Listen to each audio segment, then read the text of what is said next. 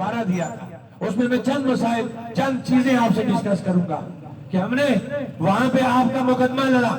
हमने वहां पे कहा कि हमें अच्छी, फ्री और म्यारी सेहत चाहिए।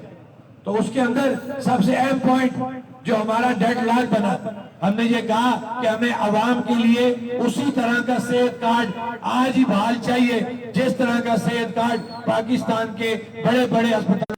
क्या वो अपनी ऐसी कभी कि आप हमें कह रहे हैं कि उन्हीं तिरपन के टोले के पास जाओ और उन्हें जाके कहो कि कानून साजी करें और इसको जो वापस करें? ये नहीं हो सकता। आपको इन्वॉल्व होना पड़ेगा, क्योंकि आप अगर आईनी हैसियत से देखें तो चेयरमैन कश्मीरी काउंसिल जो वजीर आजम से ऊपर होता है, वो इख्तियार पाकिस्तान के वजीर आजम के पास है, वो होता उसके पास है।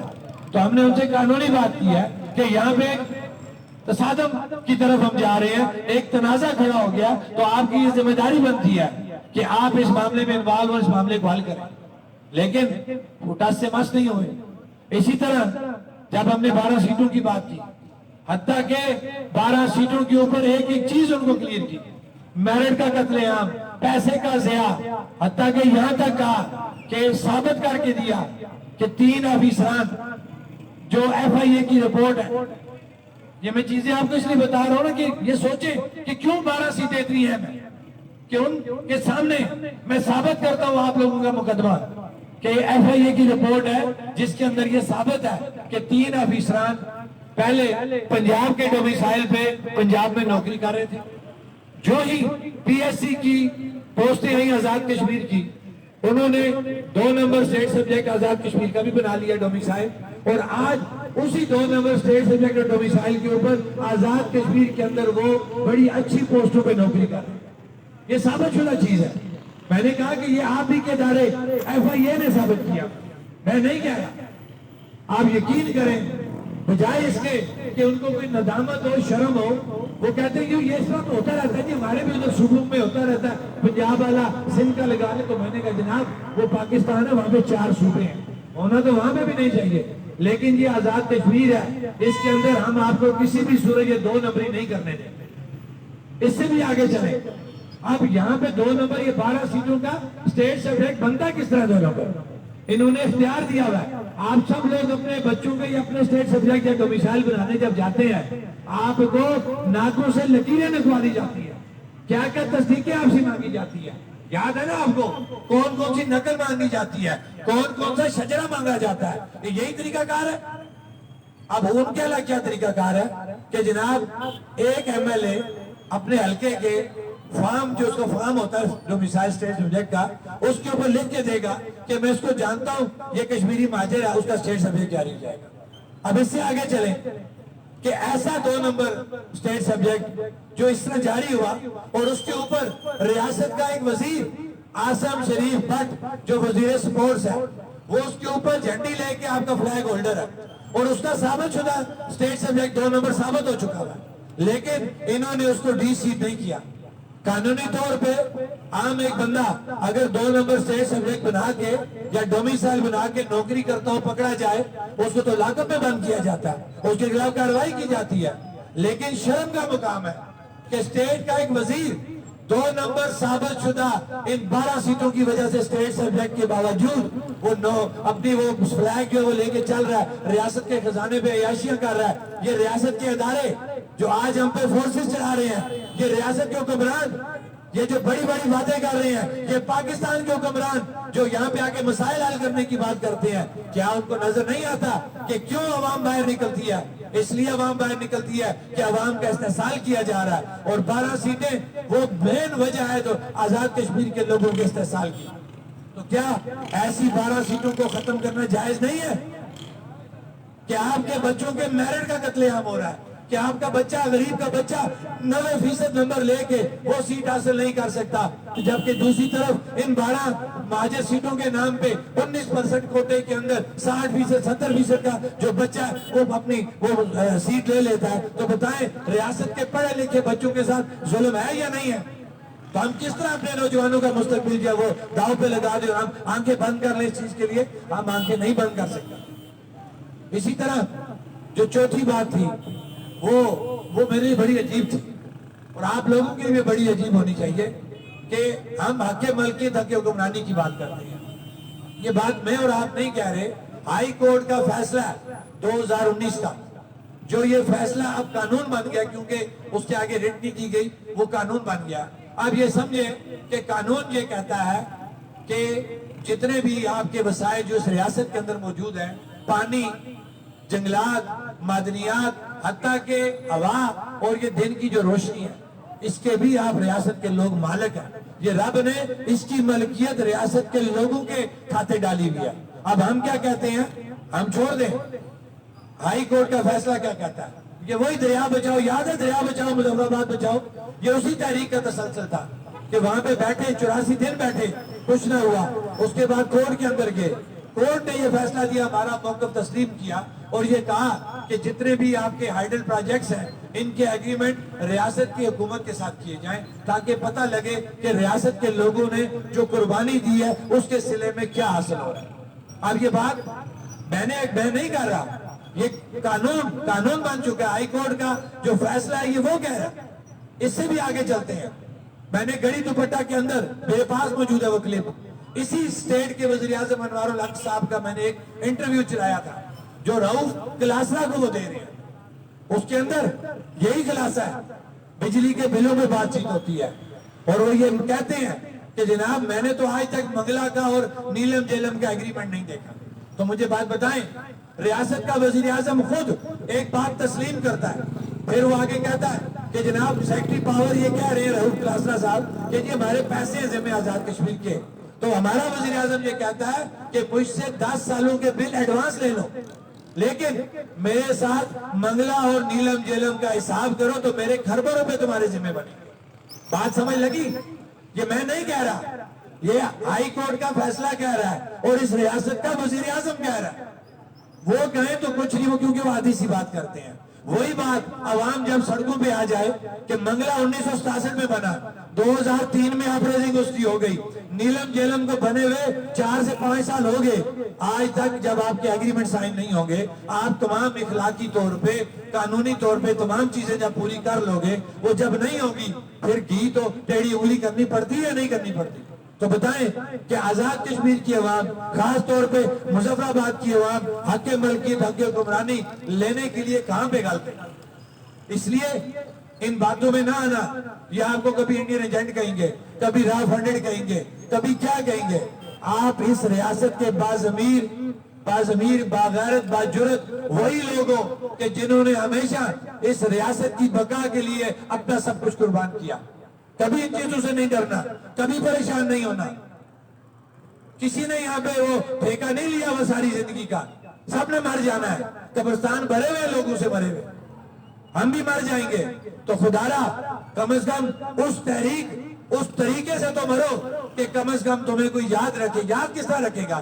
کہ جب آپ کو کوئی یاد کرے گا. آج ان 3 شہیدوں کو یاد کیا جاتا ہے نا، کس طرح کہ جب کسی غریب کے گھر سستا آٹا آتا ہے کہ آج وہ 10-50 روپے کا آٹا لے رہا ہے اور وہ مزدور بازار سے لینے جائے گا 2600-2700 روپے کا ملے گا، تو جب اس کی دیہاڑی 1500 روپے ہے تو بتائیں وہ 2600-2700 کا توڑا لے سکتا ہے؟ نہیں لے سکتا. اسی طریقے سے ہماری مائیں بہنیں، ہمارے وہ بزرگ جو گھروں کے اندر موجود تھے، جو 2 سال پہلے بجلی کا بل اگر دیتے تھے تو بچے کی سکول کی فیس نہیں دے سکتے تھے، بچے کی سکول کی فیس دیتے تھے تو دکاندار کا راشن کا بل نہیں دے سکتے تھے. یہ وہ نیچرل چیزیں ہیں کیونکہ ہم آپ میں سے ہیں، ہم ایک دوسرے کا دکھ درد جانتے ہیں. یہ حکمران نہیں جانتے ہمارا دکھ درد کہ ہمارے گھروں میں 1.5 سال پہلے کیا پوزیشن تھی. لوگ خودکشیاں کرنے پہ مجبور تھے، لوگ ڈپریشن کے مریض ہو گئے تھے، ہماری مائیں بہنیں گھروں میں ڈپریشن کے مریض ہو گئی تھی لڑ کے کہ کس طریقے سے گھر کا نظام چلے گا. جب وہ 3 شہداء نے اپنی جان دی، ایک سہولت آئی. تو میں یہ دعوے سے یہ بات کرتا ہوں، ہر گھر کے اندر آج ان 3 شہداء کے حق میں دعا کی جاتی ہے.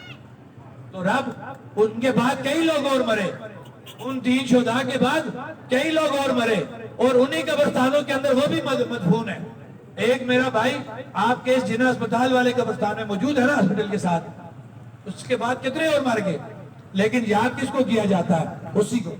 اسی طرح جو باقی 2 شہید ہیں انہیں اپنے قبرستانوں میں جگہ ملی، اور بھی بہت مرے، لیکن یاد کس کو کیا جاتا ہے؟ انہی 2 کو. لہذا ہم نے بھی مر جانا ہے. ڈرنا نہیں ہے، موت پر حق ہے، لیکن مرو اگر تو کچھ کر کے مرو، ڈرنا نہیں ہے۔ اب ہم نے بہت صبر سے کام لے لیا، ہم نے ہمیشہ امن کی بات کی ہے، ہم آج بھی امن کی بات کر رہے ہیں، انشاءاللہ آگے بھی امن کریں گے، لیکن ہمارے امن کو ہماری کمزوری نہ سمجھا جائے۔ یہ کلیئر بات آج کر رہا ہوں، کیونکہ یہاں پہ ہم دیکھ رہے ہیں کہ ادارے اور یہ حکمران کیا کر رہے ہیں۔ میں پھر بات کروں گا انجم زمان کی، 53 کے ٹولے کو بچانے کے لیے بات سمجھیں، کیا اتنی خاص بات آ گئی ان 12 سیٹوں کے اندر، اشرافیہ کی مراد کے اندر، کہ یہ سارے ایک جگہ پہ اکٹھے ہو گئے ہیں، اور ادارے اور پاکستان کی طرف سے میں یہ کہوں گا کہ اب پاکستان کی بھی سپورٹ ان کو موجود ہے، 53 کے ٹولے کو اس جگہ پہ سٹینڈ کرانے میں، کہ جب ان کو ہم نے ہر چیز ثابت کر کے دے دی، ہر قانونی طور پہ، اخلاقی طور پہ اگر اس کے باوجود وہ غلط کو غلط نہیں کہتے، تو پھر پاکستان بھی ان 53 کے ٹولوں کو یہاں پہ سٹینڈ کرنے میں شامل ہے۔ تو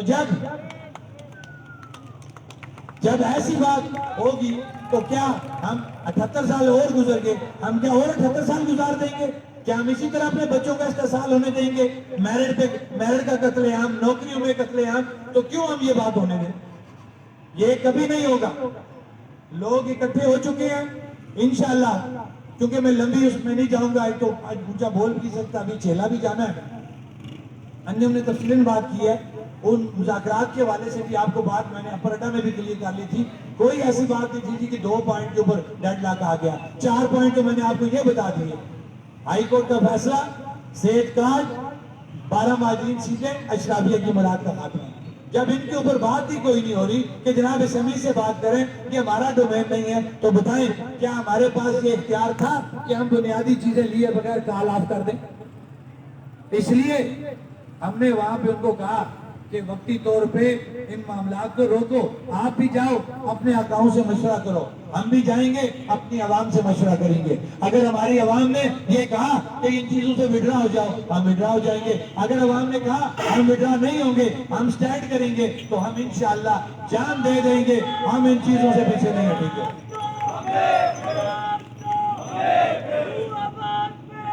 مظفر آباد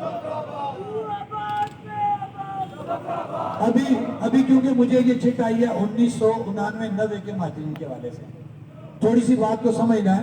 ہمارا ایک چارٹر آف ڈیمانڈ ہے، اس کے اوپر کلیئر کٹ، ہمارا زبانی بات کی کوئی ویلیو نہیں ہوتی۔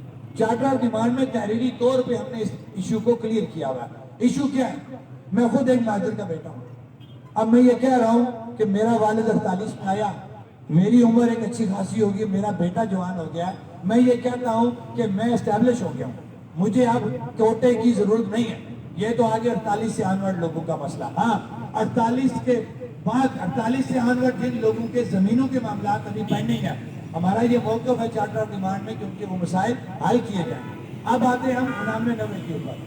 آج آپ کے سامنے ان کے حالات ہیں کہ یہ کیمپوں کے اندر کس طرح زندگی گزار رہے ہیں، نہ ان کا روزگار، نہ ان کی صحت، وہ دو چھوٹے چھوٹے، کبھی پانی بارش کا جو ہے وہ اندر آ رہا ہے، گرمی ہوتی ہے وہاں انسان اندر رہ کوئی نہیں سکتا، اور یہ 12 مہاجرین سیٹوں کا، ان کو کشمیریوں کا مہاجرین کا دکھ لگ گیا۔ تو میں ان 12 نوسر بازوں سے پوچھتا ہوں کہ تم میں سے آج تک ان کیمپوں میں جا کے پوچھا کسی نے یہ ہمارے مہاجرین 99-90 کے کس طریقے سے زندگی گزار رہے ہیں؟ کبھی یہ نہیں گئے۔ اب دیکھیں کس طریقے سے یہ تیز ہو گئے کہ جب پتہ لگا 12 مہاجرین سیٹیں جا رہی ہیں، فوری طور پہ کیمپوں میں گھس گئے، ان کو جو ہے وہ کنفیوز کرنے لگ گئے۔ لیکن میں شکر اپنے رب کا ادا کرتا ہوں، پھر ہر جگہ کے اوپر باضمیر، باجرت، باغیرت لوگ موجود ہوتے ہیں، انہوں نے کیمپوں کے اندر اپنے لوگوں کو سمجھایا، تنظیموں کے اندر اپنے لوگوں کو سمجھایا کہ ان کی باتوں میں نہ آنا۔ ایکشن کمیٹی نے بالکل کلیئر ہمارے حوالے سے اپنا موقف رکھا ہوا ہے۔ ہمارا اس جو عدلیہ کا فیصلہ آیا اس سے پہلے ہمارا یہ موقف تھا، آج بھی ہم اپنے موقف پہ قائم ہیں کہ وہ جو 12 سیٹیں مقیم پاکستان ہے ان کو ختم کیا جائے، اس کوٹے کو ختم کیا جائے۔ ہاں اس کے متبادل جو ہمارے اصل مہاجرین جو گھر بار چھوڑ کے ہمارے ان کیمپوں میں یہاں پہ رہ رہے ہیں، ان کا معیار زندگی بہتر کیا جائے، ان کے مکانیت کے مسائل ٹھیک کیے جائے، ان کا روزگار ٹھیک کیا جائے، نہ کہ ان 12 نوسر بازوں کے نام پہ کروڑوں روپے جو ہے وہ ان کے پیٹ میں بھرے جائیں۔ اب میں آپ سے یہاں سے ایک اعتماد کا ووٹ لوں گا کہ آپ کو میں نے بنیادی چیزیں سمجھا دی ہیں۔ اگر تو آپ، کیونکہ بات ہو سکتی ہے دوبارہ، اگر آپ یہ سمجھتے ہیں کہ ہم ان 4 چیزوں کو جو بنیادی ہیں، اس کے علاوہ موبائل سروسز، کشمیر بینک، کوئی چیز ہم نے چھوڑی نہیں ہے، طلبہ تنظیموں کی بحالی، اسی طرح بلدیاتی جو ایکٹ 1990 ہے من اس کا ہمارا آج بھی ہمارا مطالبہ اسی طرح ہے۔ بے شک ہمارے یہ کونسل صاحبان اپنے سیاسی اکاؤنٹ کے ڈر سے وہ جو ہے وہ تقسیم کر لیں فنڈ کو، یہ تقسیم وہ نہیں کر سکتے، نہ ہی یہ کونسلوں کا پیسہ ہے، نہ ہی حکمرانوں کا پیسہ ہے، یہ پیسہ عوام کا پیسہ ہے، اور عوام جس طریقے سے چاہے گی اس طریقے سے اس کا حساب ہوگا، اور عوام سے پہلے آپ کا لوکل گورنمنٹ ایکٹ 1990 موجود ہے جس کو آپ نے بائی پاس کیا، آپ نے ایک آرڈیننس لایا، چند ان کونسلوں کے اندر بھی سہولت کار موجود تھے جنہوں نے سہولت کاری کی، اپنے اکاؤنٹ کی بات سنی اور ایک آرڈیننس کے اوپر متفق ہو کے تم بے شک جو مرضی کرتے رہو، لیکن جو فیصلہ ہوگا وہ عوام کرے گی، اور ہمارا یہ فیصلہ ہے کہ ایکٹ 1990 جو لوکل گورنمنٹ ایکٹ ہے اس کو من بحال کرتے ہوئے تمام فنڈز کا اختیار ہمارے ان کونسلوں کو دیا جائے گا۔ اب ایک اور بات کہ ان کا دورہ معیار دیکھیں، ان کے نام کے ساتھ لکھا جاتا ہے MLA member of legislative assembly, ان کی تو تک ہی نہیں بنتی پیسوں کی طرف، فنڈ کو استعمال کرنے ان کا کام ہی نہیں ہے، قانونی طور پہ بتا رہا ہوں، قانونی طور پہ ان کا کام ہے اسمبلی میں جا کے لیجسلیشن کرنا، قانون سازی کرنا، عوام کی فلاح و بہبود کے لیے اسمبلی میں جا کے قانون سازی کرنا۔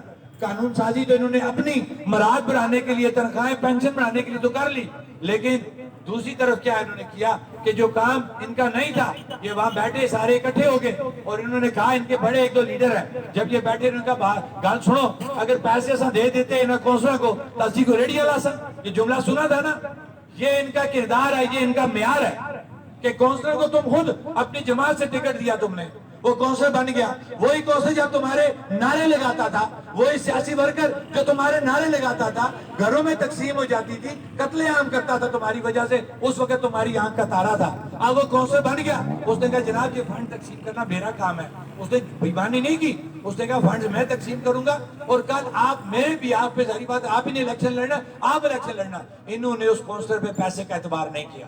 تو میں پوچھنا چاہتا ہوں اپنے تمام کونسلر سے کہ تمہاری یہ حیثیت ہے کہ تمہیں کوئی منہ نہیں لگاتا اور تم پھر جا رہے ان کے پیچھے دو ملا کے تو تم انہی کو حق اپنا کہتے ہو، وہ دعوے سے باتیں سٹیجوں میں باتیں کرتے ہیں کہ ہم دیکھتے ہیں کہ کون سا کونسلر کون سا سیاسی ورکر ہے جو ہماری بات سے باہر جائے، وہ ہمارے زر خرید ہیں، وہ یہ جملے بولتے ہیں تمہارے لیے۔ تو مجھے بتاؤ کہ کیا اتنے تم گئے گزرے ہو، تم اپنا گھر خود چلاتے ہو، اپنا نظام خود چلاتے ہو، اوپر رب کی ذات ہے، رزق کا وعدہ اس نے کیا، تم نے ان کو خدا بنا لیا، خدا را ان چیزوں سے باہر نکلو۔ میں اپنی بات کو ختم کرتے ہوئے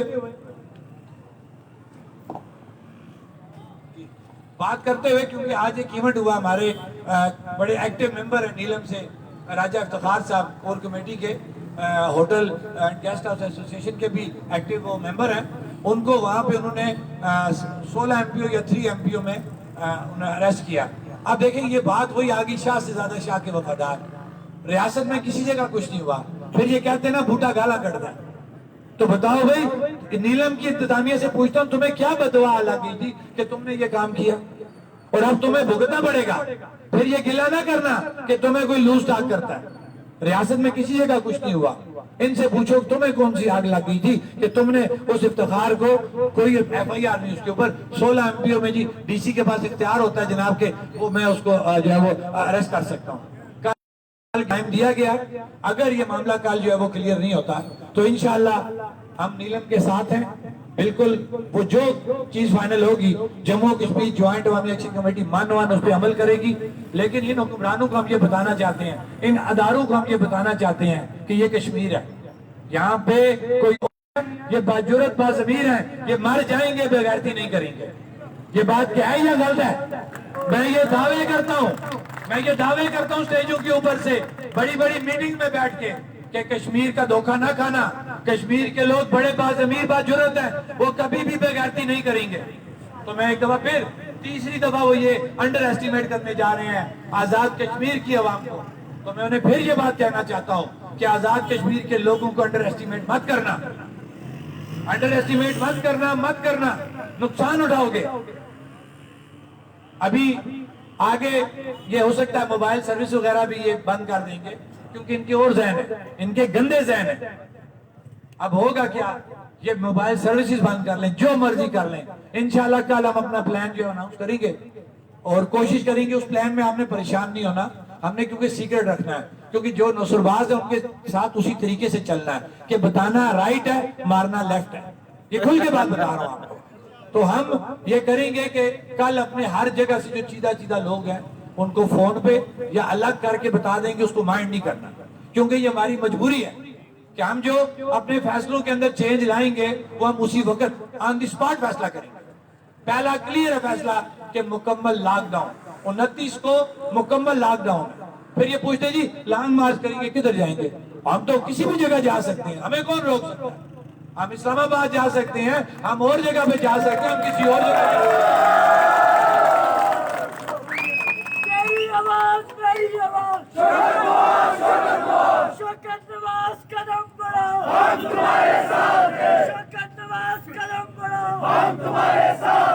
یہ چیزیں آپ ذہن میں رکھیں, سے کنفیوز نہیں ہونا.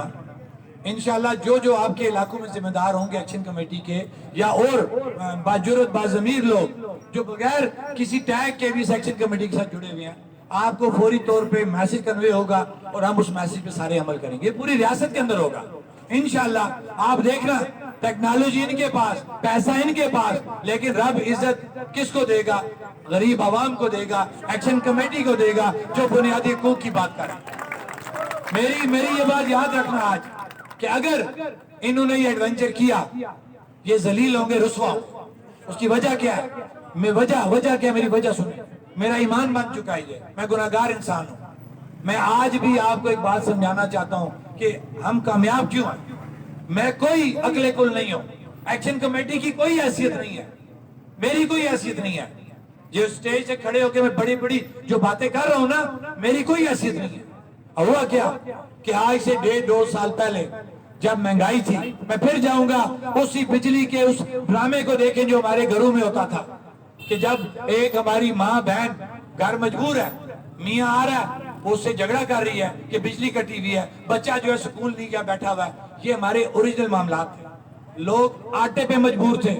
مزدور اس وقت اگر 1500 دیہڑی بھی لیتا تھا نا, میں نے اپنی آنکھوں سے مزدور کو شاپر کے اندر 2-2, 3-3, 4-4 کلو آٹا لے جاتے ہوئے دیکھا. اس سے بڑا ظلم کیا ہوگا؟ یہ زرعی ملک ہے اور ہمارا غریب اتنا مجبور ہو گیا کہ آٹا اتنا مہنگا ہو گیا, 3200 روپے کا توڑا ہو گیا تھا کہ غریب 2 کلو 3 کلو. غریب کو چھوڑیں, ایسے سفید پوش گھرانوں کا میں ذکر کروں گا کہ حیران ہو جاتا بندہ, کوئی سوچ بھی نہیں سکتا.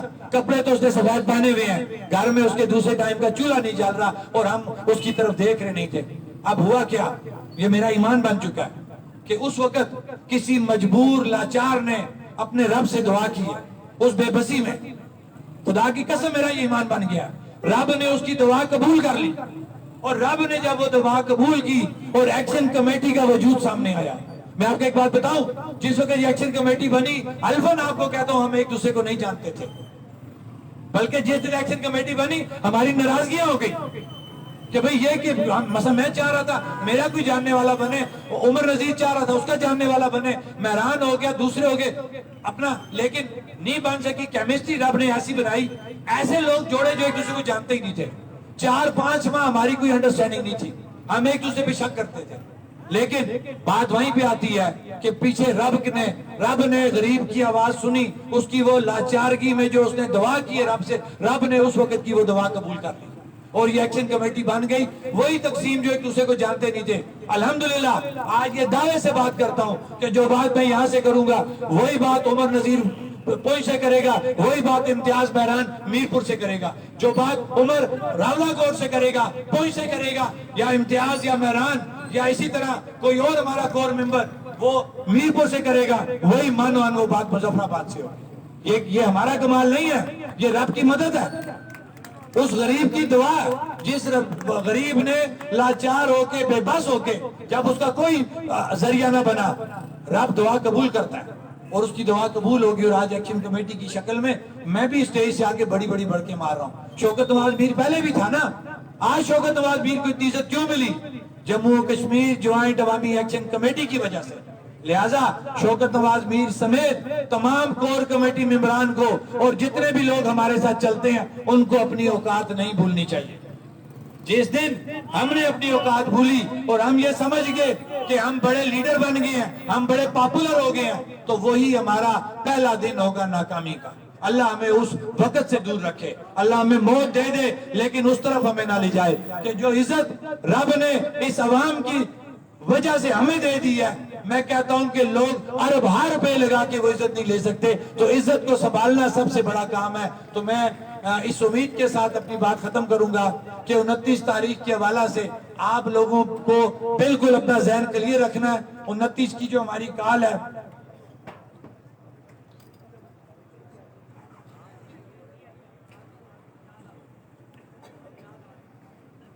وہ تو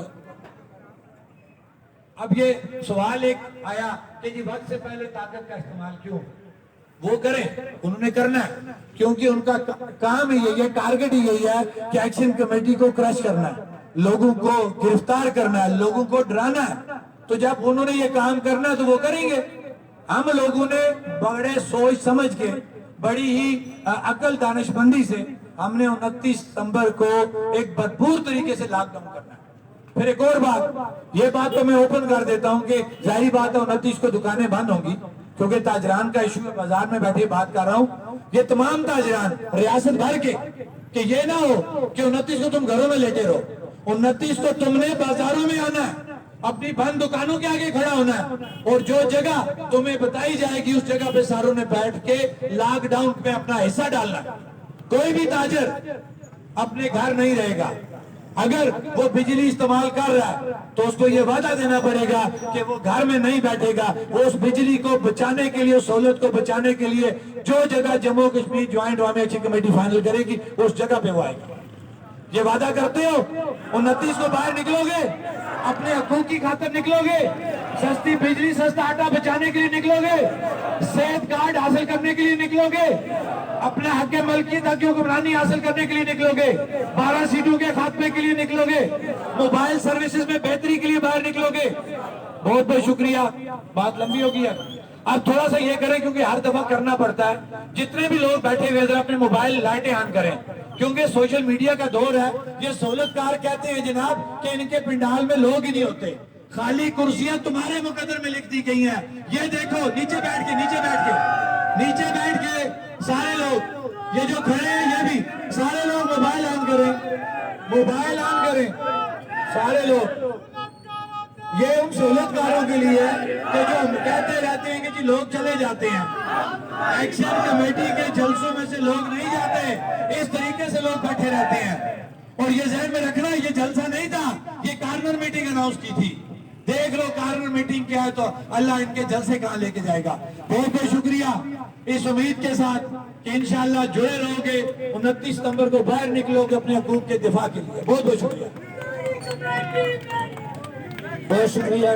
یہ تھے شوکت نواز میر صاحب, سب بیٹھے رہے, تشریف رکھے. بہت شکریہ سب کا. صدیق راٹھور صاحب آئے, ان کا شکریہ. یہ ایک چیز مجھ سے رہ گئی ہے کہ کل 5 بجے چنار پبلک موومنٹ کے پلیٹ فارم سے ایک اجتماع کا انعقاد کیا گیا. ہم تمام لوگ بھی اس میں شامل ہوں گے. تمام اہلیان مظفر آباد سے یہ اپیل کی جاتی ہے کہ وہ جموں کشمیر جوائنٹ عوامی ایکشن کمیٹی کا ایونٹ ہے جس کو آرگنائز ہماری چنار پبلک موومنٹ کر رہی ہے, کیونکہ ہم سب لوگ جڑ چکے ہیں, یہ گلدستہ بن چکا ہے. اب تاجران, چنار موومنٹ, ٹرانسپورٹر, وکلا, طلبہ, یہ سب ایک مٹھی بن چکے ہیں. لہٰذا تمام لوگوں کی ذمہ داری بنتی ہے کہ کل 5 بجے چنار پبلک موومنٹ کا جو دفتر ہے سانگو پلازا کی چھت کے اوپر 5 بجے ذمہ داری کا مظاہرہ کرتے ہوئے تمام لوگ وہاں پہ اکٹھے ہوں گے. وہ ہمارا سب سے بڑا اور آخری جو ہمارا وہ جلسہ ہوگا. بہت شکریہ, بہت شکریہ. اب